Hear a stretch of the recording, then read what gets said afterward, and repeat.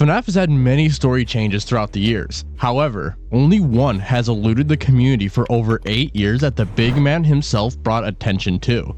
There have been many differing ideas thrown around, however, only one can be right, and there's only one way to find out. By the rulebook Scott himself gave us in the same post.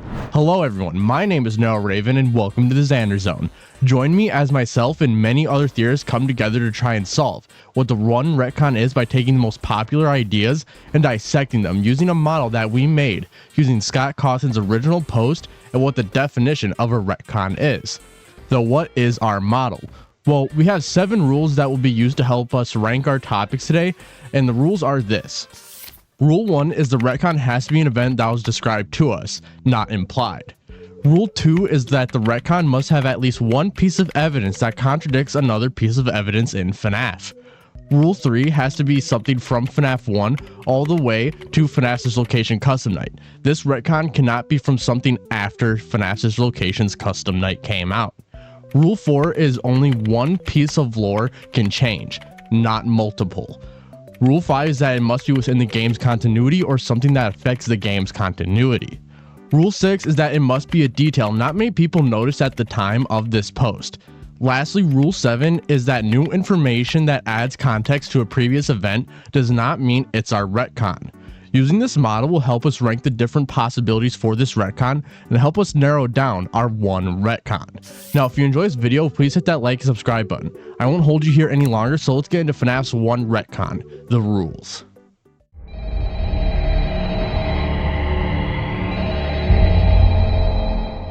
Among the many candidates for Scott Cawthon's one true retcon, there's one that I'm personally very attached to, as I basically pioneered it. This line from Phone Guy on FNAF 1's first night. The animatronic characters here do get a bit quirky at night, but do I blame them? No. If I were forced to sing those same stupid songs for 20 years and I never got a bath, I'd probably be a bit irritable at night too. It's generally agreed upon that FNAF 1's gameplay happens in the early 1990s, with Freddy Fazbear's Pizza and its animatronics being established in 1983. Personally, I believe FNAF 1 happened in 1992 thanks to the week before and the information that book gives us, but I'm sure you can tell there's a problem here. Subtract 20 years from 1992, and you get 1972, over a decade before the animatronics at Freddy's were even introduced. Even at the latest possible year for FNAF 1, 1998, this still doesn't work. The 20 years line would later be contradicted around FNAF 4, where we found out about the true beginning of Fazbear Entertainment's animatronics and the company itself. This hypothesis for the retcon matches with all of the 7 criteria Raven established at the beginning of the video. 1. It's a described event. 2. It's a piece of information that contradicts future lore. 3. It happened before Sister Location's Custom Night.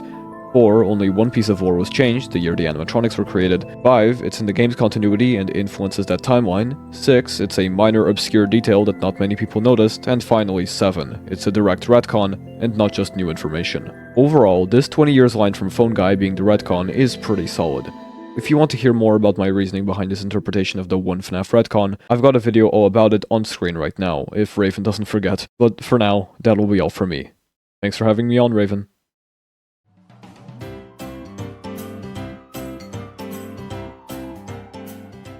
The conviction being the retcon is something that a lot of people have considered at this point.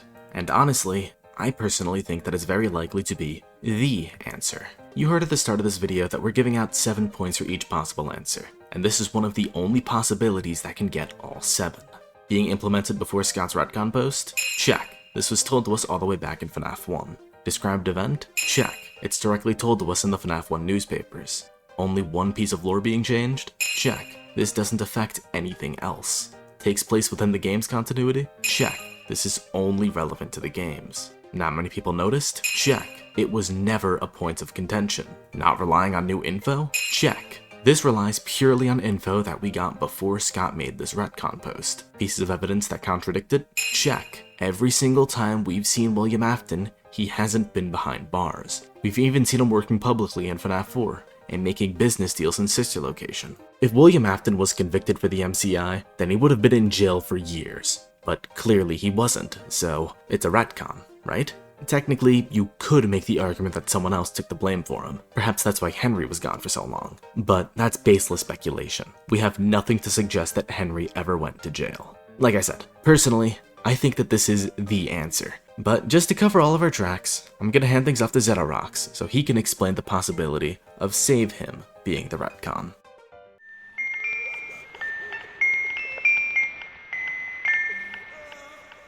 Hey guys, Zetarox here. One thing that is commonly thought to be the retcon is the Save Him minigame, which as we know, was retold in FNAF 6. The reason people think this is the retcon is because, well, it is a retcon.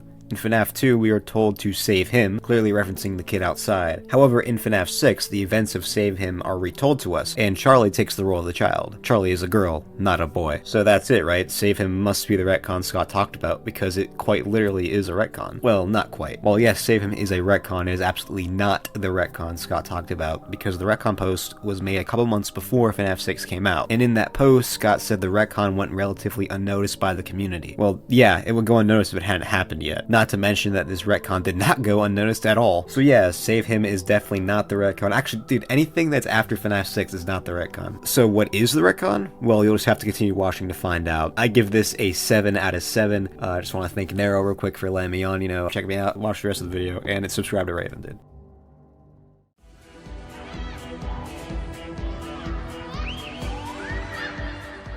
So why do people think that the receiver of Happiest Day is a retcon within Five Nights at Freddy's? Well, there's two different interpretations of this that I will be going over. First is the interpretation of the receiver being the Golden Freddy kid, Cassidy, with it later being changed to the Crying Child in FNAF 4. Though why is this?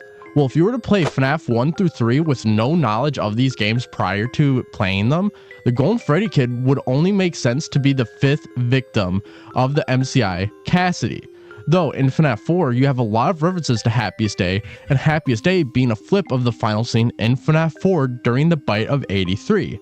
As well as if you believe Shatter Victim or any form of it, the minigames that lead you to Happiest Day in FNAF 3 would be the bite victim's memories being brought together to give him his happiest day, making this a change from the fifth victim of the MCI to the bite victim in FNAF 4. The other interpretation is going from the bite victim to the fifth victim of the MCI coming from the Return to the Pit interactive novel. In Return to the Pit, there's a minigame called 8-Bit Escape, where you play as Oswald. During this minigame, the goal is to save 5 children from the yellow rabbit stalking you. If you successfully do this, your final task is to pass out cake to the 5 children before the yellow rabbit reaches you to end your run. If you successfully do this, you get teleported back to reality. However, you are in a reality in which the MCI never happened, making 8-Bit Escape essentially Happiest Day in Return to the Pit. So what's our pros and cons with these interpretations? Well, for our first interpretation, it is before Scott's initial post in which the retcon occurs in FNAF 4, potentially contradicts previous information, is in the game's continuity, only changes one piece of information, and is new information that doesn't act in a way in which it's just information that builds upon something rather than change something. However, Happiest Day actually isn't a described event, and many people did notice this change, giving us an overall score of 5 out of 7 on our scoreboard for this interpretation. Now for our second interpretation, its pros would be, finally, a described event.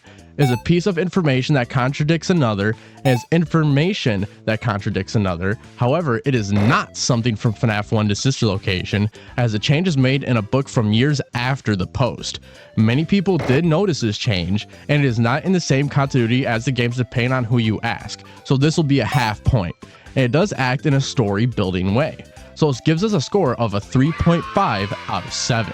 So now I'm going to pass it over to Mom Mikado to explain the retcon possibly being Charlie's death date in the Silver Eyes trilogy.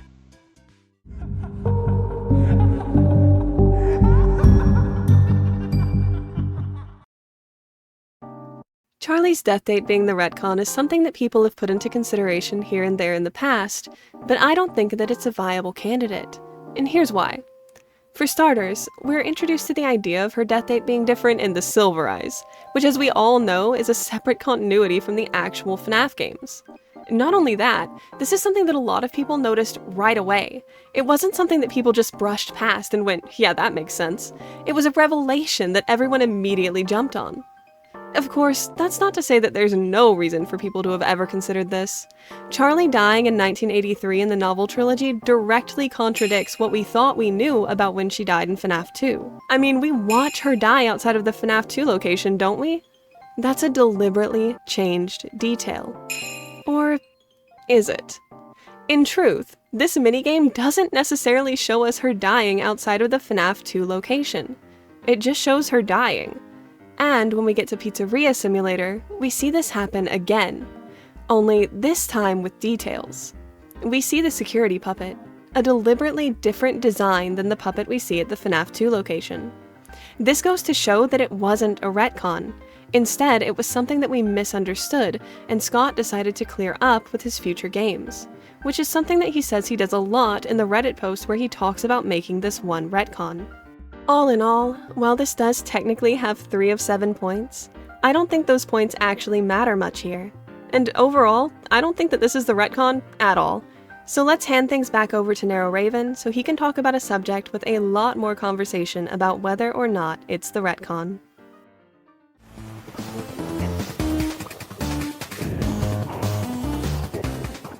The DCI being a topic for the retcon is something as old as time, as people have been wondering if the DCI ever happened since, well, it was possibly shown to us in FNAF 2, as at first, people thought it was just the MCI, then another set of murders, then there was a split between the two sides. It's the DCI or it's the MCI. Those who believe it's the MCI either view it as it never existing, though there's a corner of the DCI community that has risen as of late. The side that viewed the DCI as something that happened, but was later retconned out of the story due to the lack of information about this event. So let's get into the pros and cons for the DCI being our retcon. Well, our first point goes to the fact that the DCI would be in FNAF 2. I mean, it comes from a game that happened before Scott's post right before Pizza Sim's release. The next point lines up with it taking place in the game's continuity as well. It's from FNAF 2. The last point goes to the fact that it's described to us in FNAF 2 through a phone call from Ralph. Though that's the end of our word points, so where does it fall short? Well, depending on if it happens or not, a lot of lore in FNAF would change, as it's a second set of murders, and that means a possible 5 to 6 more children's spirits to figure out what happened to. Did they move on instantly? Did they possess the toys? Did they influence anything else? And if so, what? So it caused a lot of lore points to possibly change. The next is that a lot of people did notice that the DCI was seemingly never really mentioned again past FNAF 2. Meaning if this is the retcon, then it was noticed by a lot of people when Scott made that post. Lastly, the fact that there is no information to contradict it is what makes it a problem, as we have nothing to go off of what would say it didn't happen. Just the fact that there is nothing, meaning it wasn't teased or shown to us that it did change. So in total, the DCI gets a 3 out of 7 on our scoreboard of likeliness for the retcon. It is possible, but it has a lot of issues that need to either be solved or it can't be our retcon. Though there's one more contender, scarier than the rest, that is undoubtedly our retcon. Alright, so, Dream Theory. Okay, come on guys. Not only did Scott say it wasn't even true, but even Game Theory about 2 weeks later debunked the theory. So in this case it wasn't the retcon, this one is just flat out impossible. So with that out of the way, let's get on to our final rankings of these theories for our one singular retcon.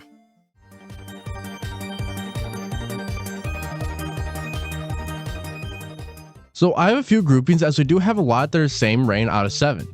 First is flat out impossible. This would belong to Happiest Day Receiver from Return to the Pit and Dream Theory, as both these were either flat out after this post came from Scott, or was debunked really fast by not just Game Theory, but by Scott himself when the theory was made, even saying that the theory was flat out wrong due to the backlash. Second is our 3 out of 7 group, being the most unlikely of the bunch. This is both the DCI and Charlie's death date as a result of them not fitting various criteria for our retcon, especially with the DCI not having information to contradict it, and Charlie's death date not being in the same continuity as the games being major points for this. So sorry DCI and Charlie's death date fans, but these are the most unlikely we have here today. Next we get into our likely category. This is both the Happiest Day Receiver from the games and Save Him. These both are very good attempts and could be likely, as in the first 3 games for the receiver, it would be only Cassidy, though later on it does seem to point us to the crying child. With Save Him, I do feel it's the weaker of the two here. However, it depends on if you view the him being a reference to the puppet or the kid outside. In that case, then it would work if you think it's referring to the kid outside. Great job to these two, however there's 2 giants that overshadow these two. This category is borderline perfect, going to the conviction and the 20 years reference, both coming from Five Nights at Freddy's 1. These both fill in our criteria perfectly. Matching up with these being changes possibly from before the post, only changes one thing about the lore, has information that contradicts it, and so much more. So congratulations to the conviction and the 20 years ago from FNAF 1 for being our most likely candidates currently for the retcon within FNAF. If there's any other candidates I missed, please let me know in the comments down below, as I can't remember every theory in the world, and maybe I'll do a part 2 if everyone is interested in it, putting the new candidates against today's winners. Hey everyone, Loaf here. Raven sadly couldn't make it to his outro, he's a bit sick at the minute, so he gave me permission to take over this part of the script. Raven's asked me to come up here and announce a few things he's doing in the coming weeks, so that's what I'm gonna do. Alright, on the 7th of June, Raven will be doing a FNAF World Refresh stream with 2 of the devs on an exclusive build. Then on June 8th, there's going to be a UCN Notes of Importance stream with Phil the Brave and Dual Process Theory. Raven left a note saying that that's going to be a long one, so make sure you're there for it. Lastly, on the 13th and 14th of June, Raven will be playing FNAF Secret of the Mimic front to back on the 13th, then the 14th. He and a few other theorists will be coming together to overanalyze the entire game, try and find Easter eggs and just have fun. Also, there were a few secrets hidden throughout the video. This is the only time Raven is going to say that there are secrets hidden in upcoming videos, but pay attention to them, as when they are all brought together they reveal a secret message that will tie to a huge project. Now as always, I hope you enjoyed. If you did, hit that like and subscribe button, comment below your thoughts and theories, or really anything in the whole wide world, and just remember, keep it kind, calm, respectful, and that it's just a theory. Share this video with your family and friends, as every bit helps out, and without further ado, I hope you all enjoyed, have a great day, stay safe, and peace out.